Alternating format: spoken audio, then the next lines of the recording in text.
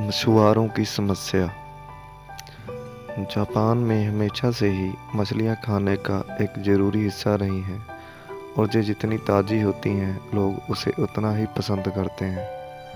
लेकिन जापान के तटों के आसपास इतनी मछलियाँ नहीं होती कि उनसे लोगों की डिमांड पूरी की जा सके।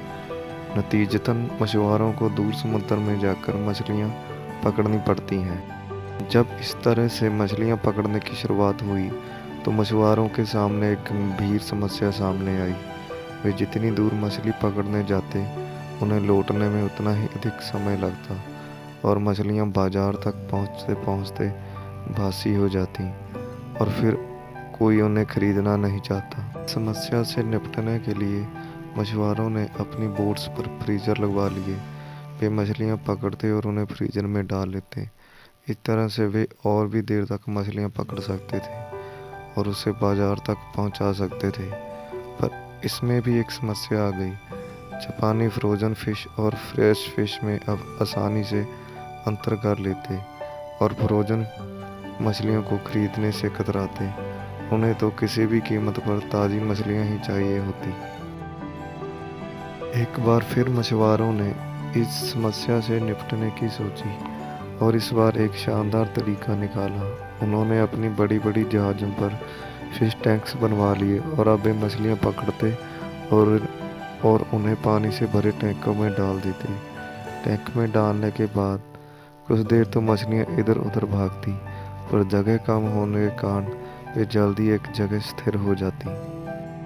और जब ये मछलियाँ बाजार पहुँचती तो भले ही वे सांस ले रही होती, लेकिन उनमें वो बात नहीं जो आज़ाद घूम रही ताज़ी मछलियों में होती।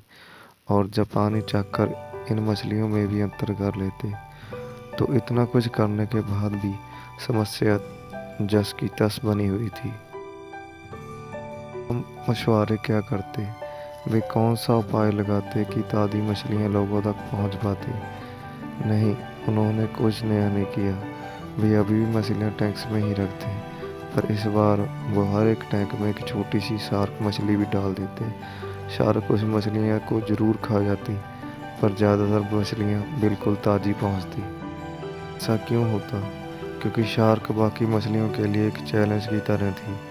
उसकी मौजूदगी बाकी मछलियों को हमेशा चौकन्ना रखती और अपनी जान बचाने के लिए वह हमेशा अलर्ट रहती। इसलिए कई दिनों तक टैंक में रहने के बावजूद उनमें स्फूर्ति और ताज़ापन बना रहता।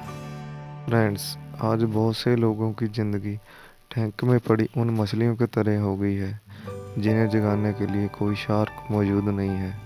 और अगर अनफॉर्चुनेटली आपके साथ भी ऐसा ही है तो आपको भी अपनी लाइफ में नए चैलेंज एक्सेप्ट करने होंगे। आप जिस रूटीन के आदी हो चुके हैं उससे कुछ अलग करना होगा।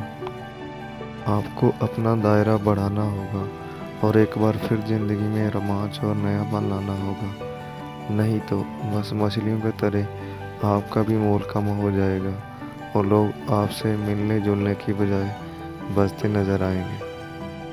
और दूसरी तरफ अगर आपकी लाइफ में चैलेंजेस हैं, बाधाएं हैं, तो उन्हें कोसते मत रहिए। कहीं ना कहीं ये आपको फ्रेश एंड डेवली बनाए रखती हैं।